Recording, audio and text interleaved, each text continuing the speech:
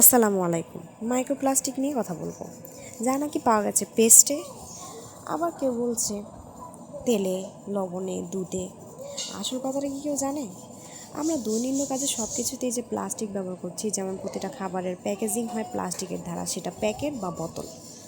আবার ঘরের মশলার কৌটা থেকে শুরু করে সব কিছুই প্লাস্টিকের।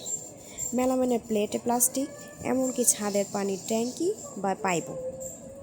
তাই আসল কথাটা হচ্ছে কেউ মাইক্রোপ্লাস্টিক কিছুতে ব্যবহার করছে না, বরং আমাদের ভুলের কারণে এই মাইক্রোপ্লাস্টিকের তৈরি হচ্ছে প্লাস্টিকের ব্যবহারের ফলে। তাই আমরা এত সহজে এই মাইক্রোপ্লাস্টিক থেকে বের হয়ে আসতে পারবো না।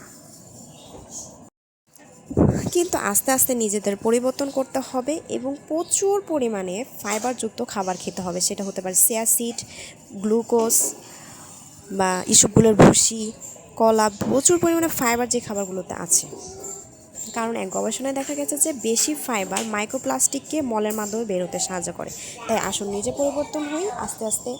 একসাথে তো পরিবর্তন হওয়া সম্ভব না, এবং সবাইকে পরিবর্তন হতে সচেতন করি।